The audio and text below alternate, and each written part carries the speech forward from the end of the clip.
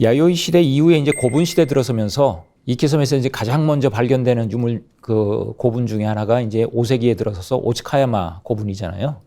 고분 시대로 들어가서 나타나는 그거에 대해서 좀 얘기를 해주시죠. 그 일본의 역사 분기를 할 때 예, 그 조목, 야요이, 고훈 뭐 이런 식으로 구분을 하는데 예, 고훈 시대라는 거는 석실묘라는 얘기죠. 돌장구 무덤이라는 얘기를 하는 거예요. 돌장구 무덤 얘기를 하는 건데 돌로 무덤을 지은 시대 뭐로 이제 이렇게 해석을 하면 될 거예요.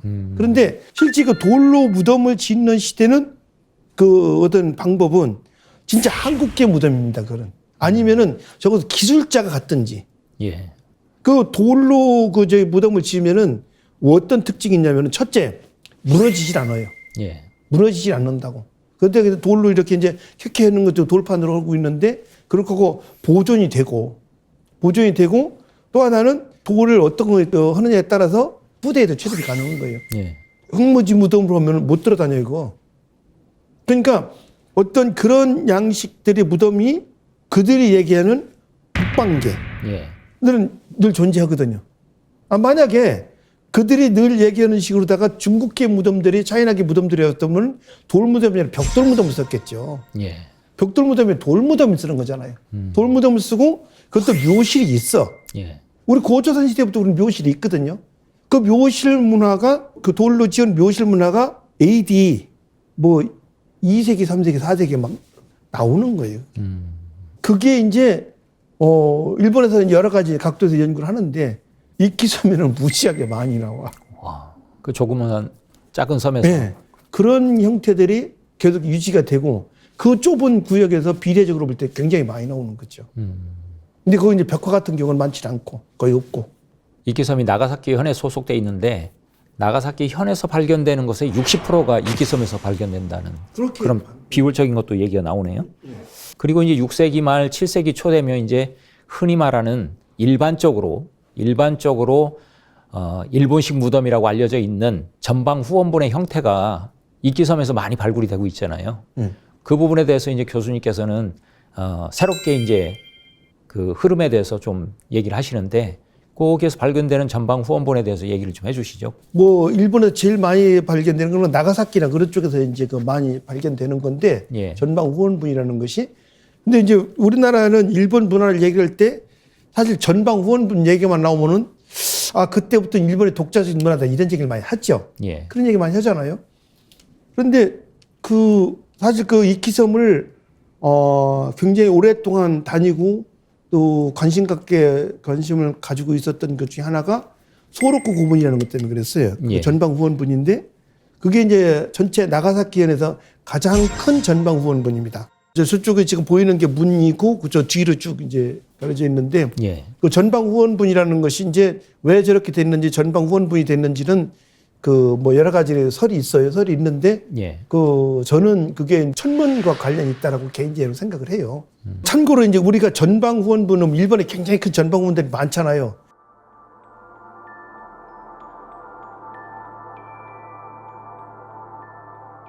근데 적지 않은 게 120년 전 이런 때 그거 다시 공사한 겁니다. 그거. 예. 위에다가 쌓고 이제 그렇게 한 건데 뭐 저것도 그렇게 됐는지 모르겠어요. 그런데 전방 후원분을 들어가서 사진을 다 찍은 겁니다. 예. 그게 그 사진이죠? 그렇죠, 그렇죠.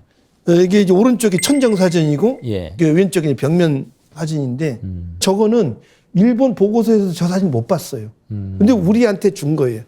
이거 말고 그 묘도에 들어간 거기 바위 그림 이런 거 있잖아요. 그러니까 다 찍었거든요.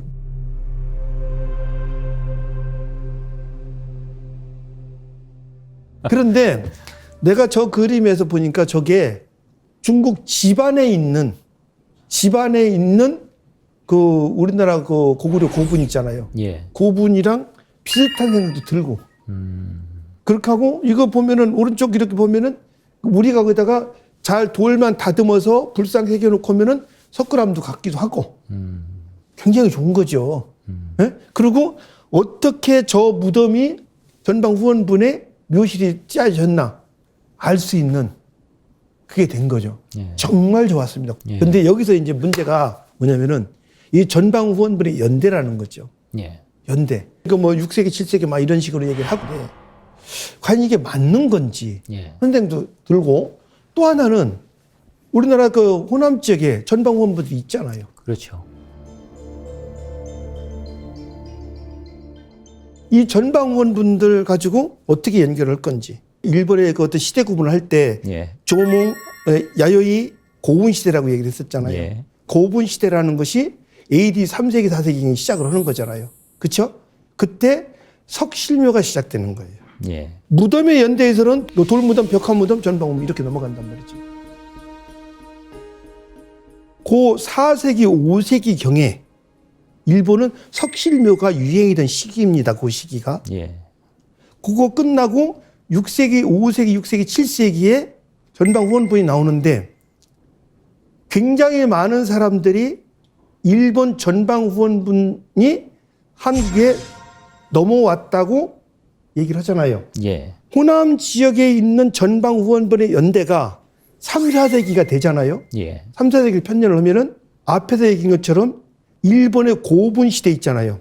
전방 후원분이 나오기 훨씬 이전에 고분 시대와 예. 호남 지역에 있는 전방 후원분 연대는 같게 되는 겁니다. 그렇죠. 그렇죠? 예. 그렇게 된다 그러면은 어쩌면은 호남 지역에 있던 전방 후원분들 세력들이 일본으로 건너갔을 수가 있는 거지요. 그렇죠.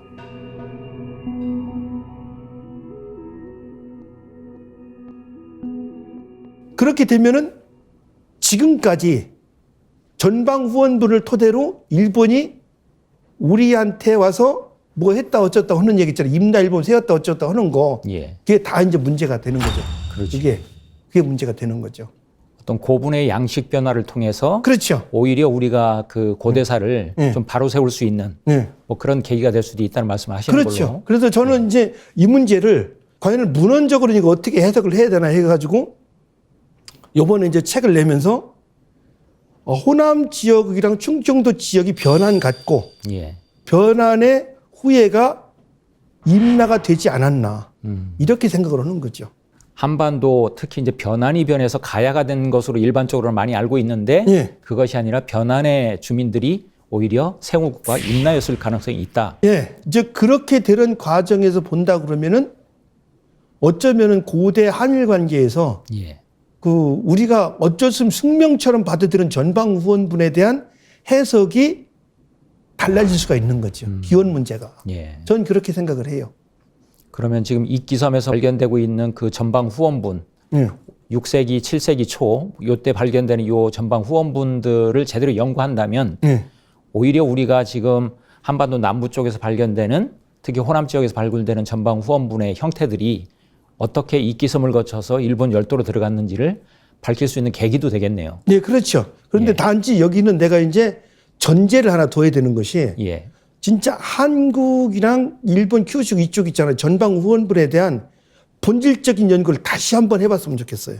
어떤 현재 나와 있는 서로의 조심스러운 가설 있잖아요. 예. 그걸 갖다가 이걸 같이 맞춰보니까 퍼즐을 맞춰보니까 그렇게 나오더라 이런 얘기입니다. 앞으로 교수님을 비롯해서 많은 분들이 정말로 이런 고분 연구를 통해서 역사를 좀 바로 세우는 계기가 됐으면 좋겠고요. 그래서 이번에 책을 내면서 이제 못했던 거는 일본 각지에 그 소장돼 있을 이끼섬 관련 자료들 있잖아요. 예. 그건 많이 활용을 못했습니다. 어디에 베끼는지도 모르고.